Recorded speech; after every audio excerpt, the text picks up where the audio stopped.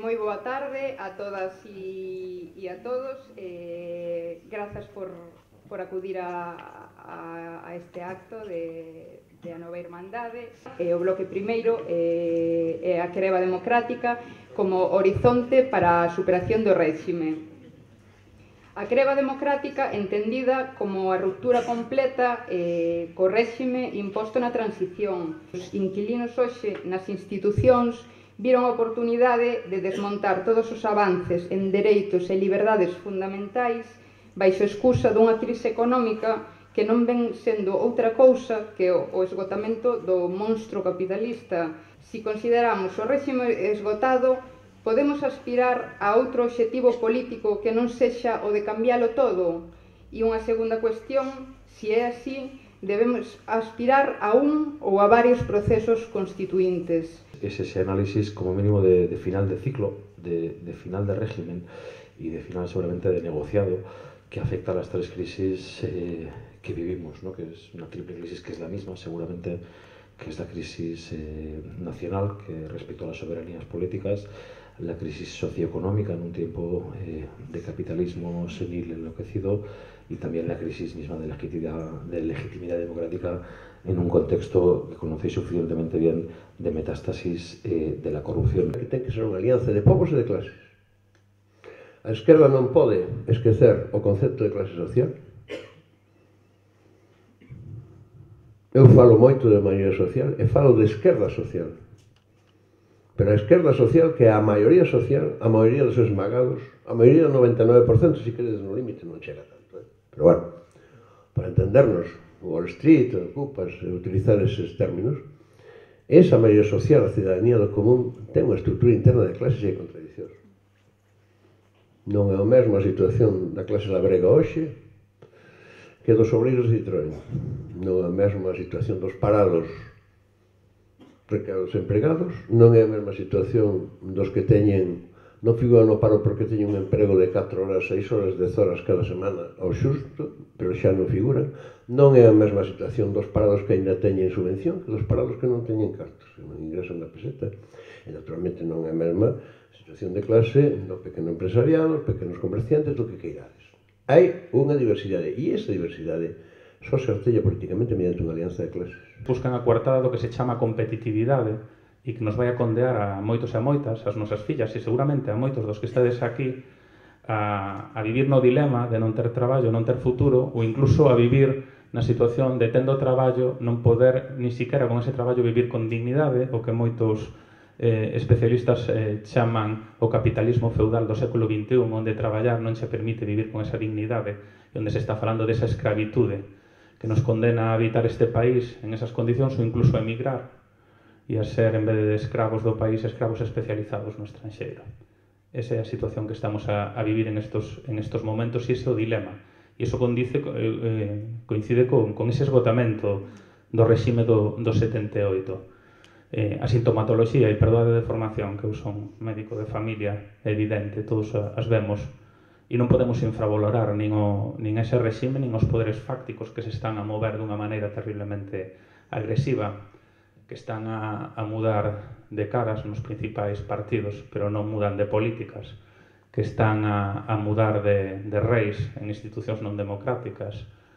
e dándolle as costas aos principios republicanos, pero non mudan de coroa, e que están a empregar todos os medios económicos e mediáticos para intentar renovar contractualmente un réximen que está esgotado por 15 ou 20 anos máis sin concurso público. Si verdadeiramente o que se coñece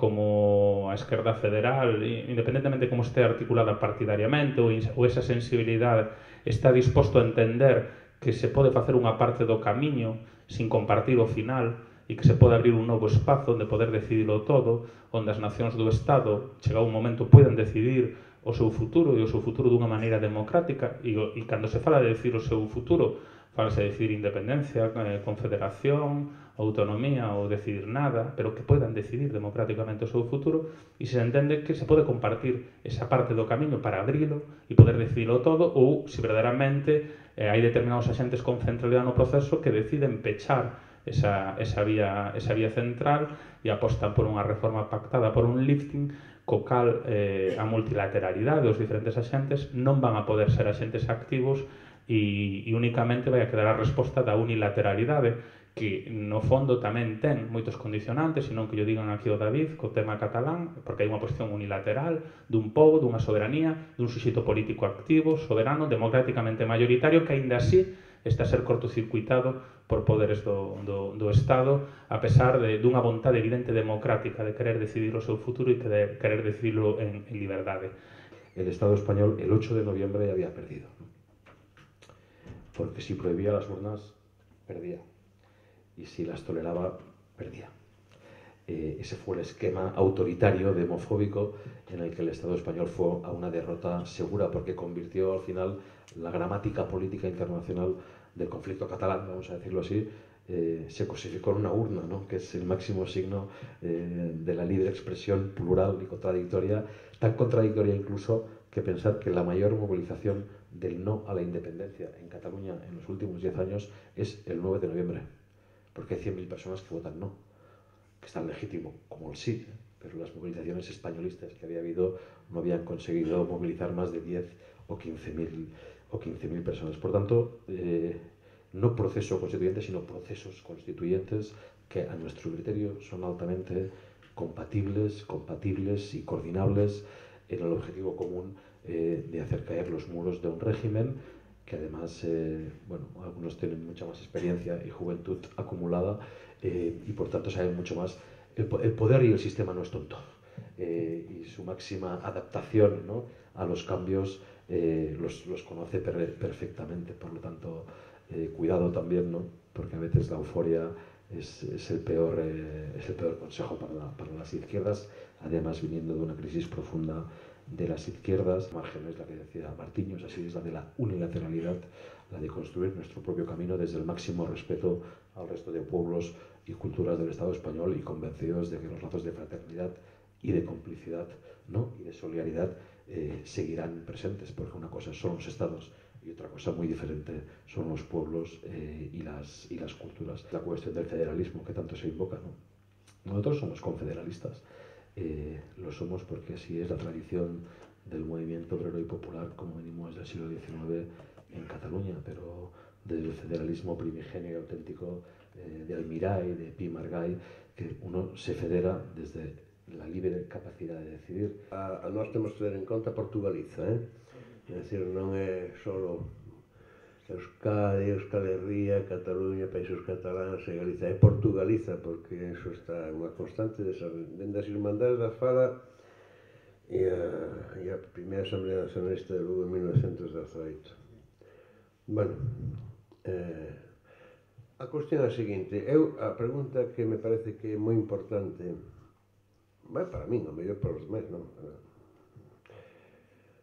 A independencia xógase só no espazo interno da nación correspondente, se xa Galiza, Euskal Herria, Cataluña,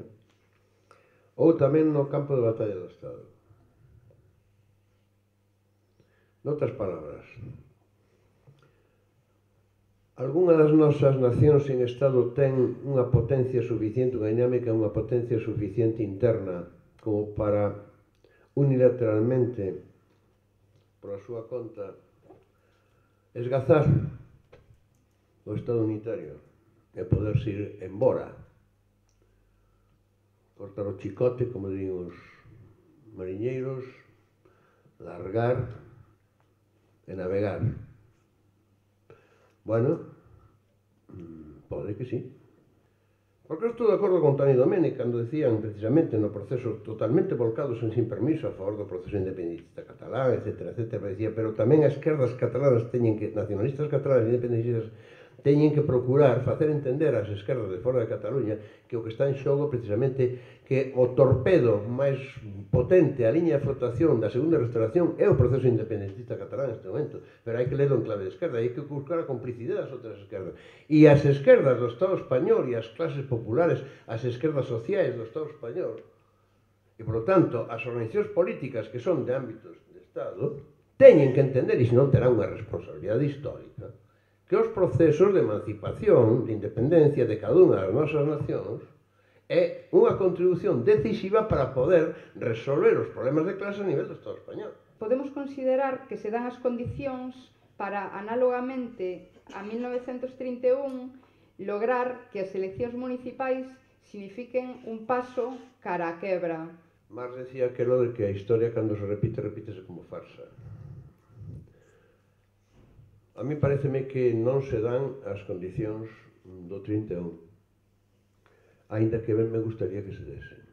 E que, por que non se dan as condicións do 31? Porque as forzas políticas existentes, organizadas maiormente, a maioría delas, na maioría dos casos, aos seus aparatos e as súas direccións carecen do talento necesario para darse de conta do que está en xogo. Se iso é así, teremos perdido unha etapa no proceso. Perdimos a primeira coas eleccións europeas, perderemos a segunda coas eleccións municipais, e todos iso xogarán as eleccións legislativas en que entón, se as cousas van así, quen máis quen menos procurará a cadar a mellor posición nos resultados, porque quen máis quen menos dirán, bueno, mira, como tamén para facer aquí de gilipollas, de ser os idealistas, de ser utopistas, que non sei que tal, mentre os demais nos entran no terreo, e acabaremos competindo para ver a quen sustituye a quen. Pues coincido, José Manuel. ¿Qué más quisiera que estuviéramos a las puertas del 14 de abril de 1931? Ahora lo digo con cariño para poder, cuando dijeron todos los cambios empiezan en la Puerta del Sol. Bueno, la República empezó en Eibar y pasó por Cataluña primero, pero bueno, eso como matiz histórico, ¿no? Lo digo desde el respeto y el reconocimiento a